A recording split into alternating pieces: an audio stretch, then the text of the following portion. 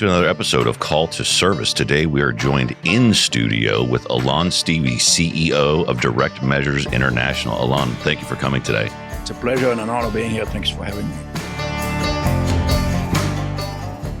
Growing up in Israel and having Israel's largest enemy right next door, it has to create a mindset of that always be ready, because you literally can and have been attacked multiple times from your closest geographic neighbor.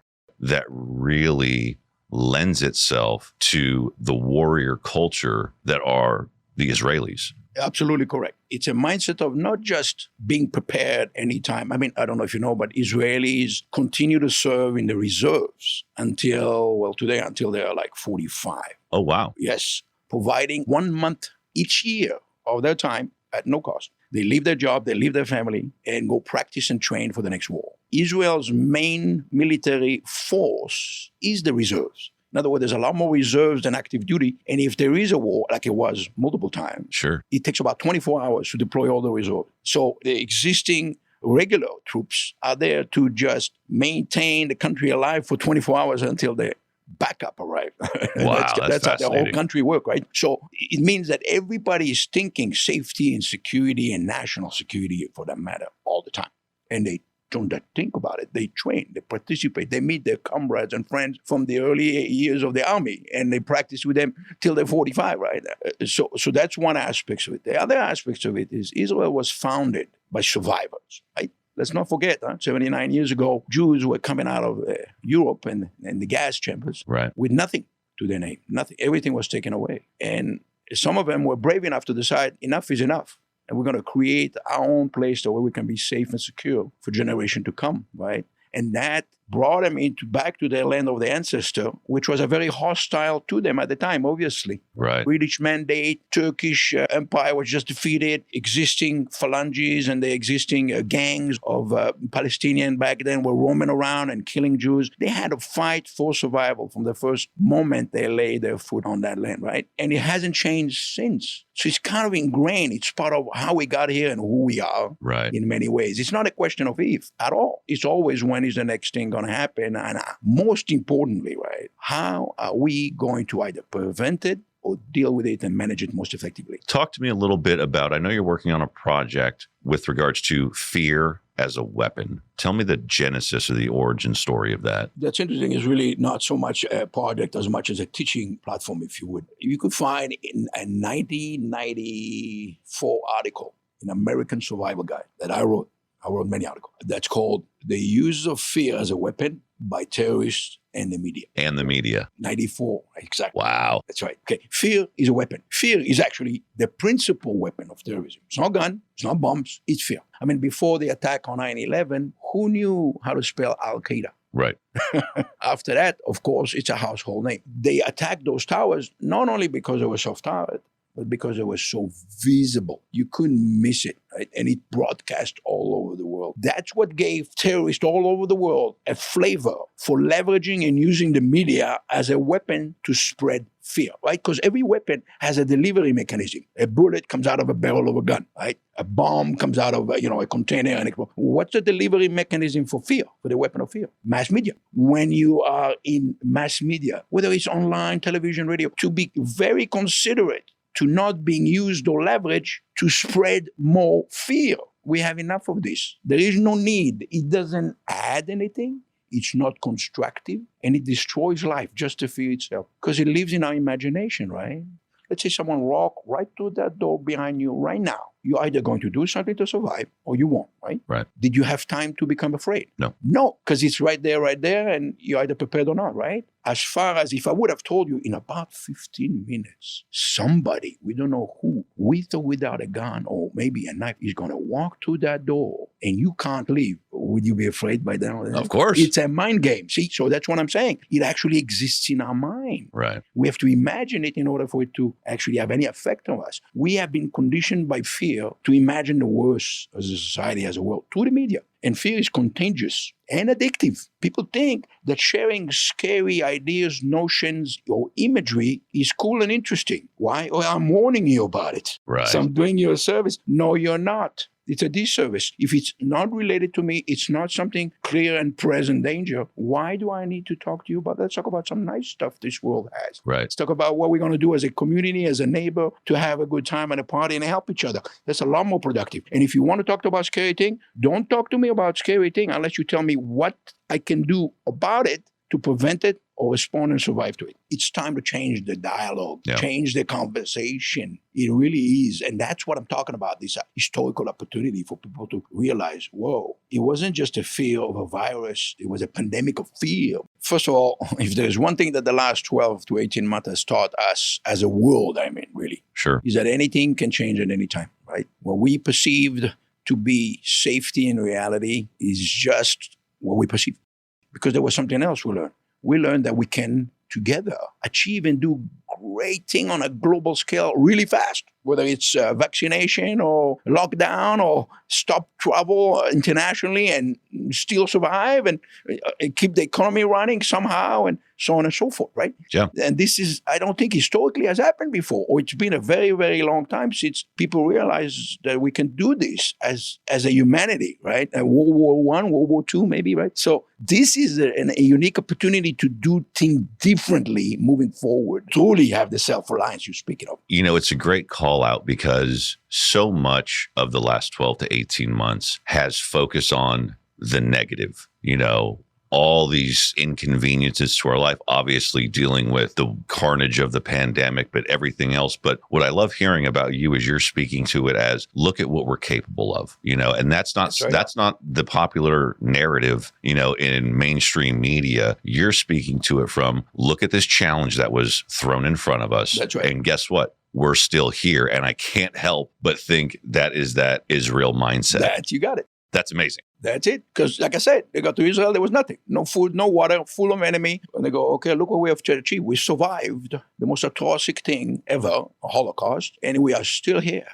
And we are still alive. Now, let's see what we can do that. Not only survive, but strive. Exactly the same thing right now on a global scale. The human race has received a wake-up call and an example of what we can do when we put our mind together and our heart together. And this is a historical opportunity, the way I look at it, to become self-reliant, to increase collaboration, cooperation on all fronts, instead of separation and segregation, which is some people today are pushing. That's the old record. That's yesterday's music, or yesterday's war, if you would. We never win yesterday's war, right?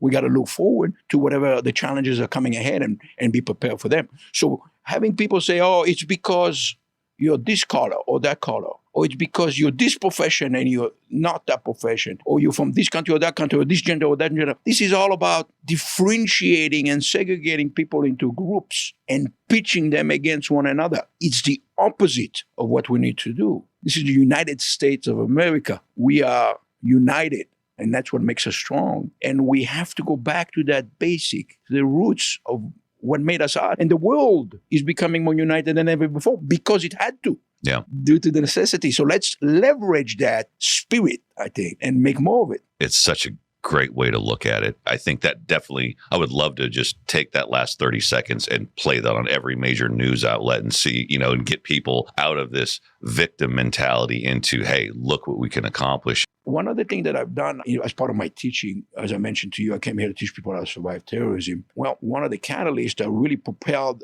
my company Direct Measure forward was actually Columbine, 1999 attack on the Columbine School in Colorado. I started Direct Measure before 9/11, mind you, right? Right. And so Columbine taught me a lesson that, our first responders at the time are not ready to respond to an active type shooter situation where it's very dynamic, not a barricaded suspect. Right? That's what we were really good at the time. So I decided that I need to develop a training method based on my experience from the Israeli Special Forces, as well as I've trained, I had the honor of working and training with the U.S. Navy SEAL CQB instructor team on the West Coast here in 94, 95. So I've applied all that knowledge and my understanding of school security issues and so on and so forth to create a course. It's called Terrorism Responder that I've taught to multiple agencies and many, many deputies and police officers after Columbine. Started teaching it. And as a matter of fact, I had a course scheduled, and this is how fate works, in Colorado on 9/11. Unreal. Terrorism Responder is the name of the course, mind you. On 9/11. Cancel, of course, all the flight. I delivered the course a week later. It would double occupancy and attendance, obviously, right? right? I bet. I mean, it's on TV. It's all record. You can find that. And I taught that course for several years. Very well received by the Department of Homeland Security. It was funded by the Department of Homeland Security regional area. And were very well received by the officer. But in doing so, I came to a realization that it's not enough, because it doesn't matter how quick,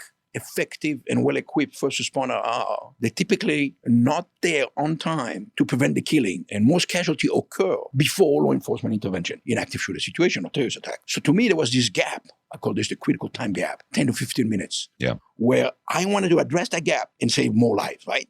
So I created a program called Attack Countermeasure Training Certification, or short ACT Cert. ActCert.com is the website where I literally teach hands-on training course as well as web-based learning. So online, there's a combination of the two. It's hybrid learning and teaching program. I teach what I call the on-location responder, not the first responder, the on-location, people on site of the incident, the school staff and faculty, hospital faculty. I've taught hospital faculty as well as businesses and so on. So how to prevent an attack, first of all, if it's possible, how to recognize signs of planning for an attack and behavioral indicators and so on and so forth. And then how to survive the first 10 to 15 minutes of an active shooter attack prior to law enforcement intervention. So I developed that course. That is the course that actually started all this trend of run, hide, fight that everybody's familiar with. Yeah. I started this. When I started that course, I got to tell you, chief of police comes to me and says, why are you doing this? Why are you training civilian in how to counter a shooter coming to the door? They're going to use it against us. I said, come on, chief. What's the likelihood of that happening? Right. How many lives can I save with this versus not teaching anything? Let's get real. So there was still a denial at that point that civilian needs to be, again, like I was saying earlier, part of the solution and not just call 911 and wait, because that doesn't work, right? And then that course has become, and is the only course of its kind that is funded and certified by the Department of Homeland Security, listed on a national, state, and federal training catalog as active shooter prevention and survival training. So we continue to teach this. And this knowledge is taught to also now to this program of security consultation and training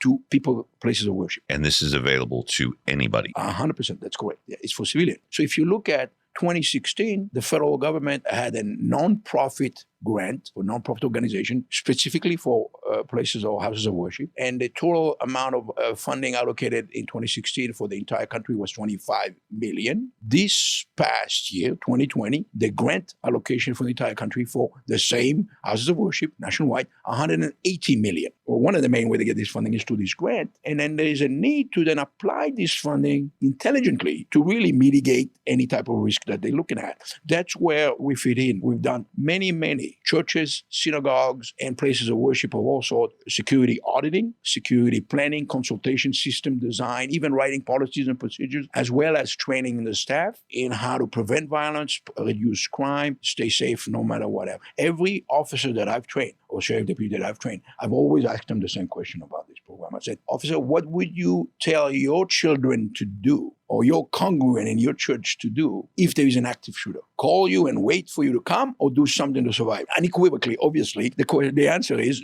absolutely take action to do whatever it takes to survive, right? So we have this entire program that was developed. And again, that's why it was approved and it is funded by the Department of Homeland Security, FEMA, right? Because it saves lives and reduces the possibility of violence. We are it. We, the citizen, when it comes to things like this, are the solution on the spot for staying alive until helps arrive. And when helps arrive, appreciate it.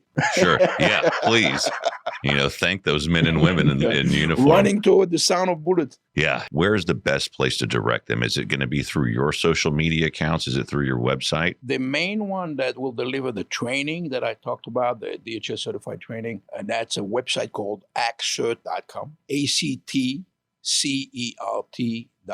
And we'll put that in the show notes so people can just click on it. That'd be great. Yeah. And then the company website is simply directmeasures.com. We have a multitude of other websites about different programs that we teach. I mean, you mentioned the use of a firearm for safety in a church, for example. One of the provider of CCW training, concealed carry weapon permit, here in Orange County with the sheriff of Orange County and so on and so forth. So there is other program out there that we teach. I got another website related to firearm training, for example, some of the audience may appreciate, tacticalpistol.com. Okay. Tacticalpistol.com, easy to find and get to. It describes the different firearm program that we teach. Very interesting. Are you on social media at all? Yes, ActCert on Facebook. Thank you again for what you do. I think the story of your time in Israel coming to the U.S. is absolutely fascinating. I definitely want to thank you for what you do for not only the members of public safety in the military, but everyday citizens. I think it's really great, and I look forward to doing this again. Thank you. It's been an honor, a pleasure talking to you. I want to thank you and 511 for what you do. Absolutely. Thank you, sir. Take care.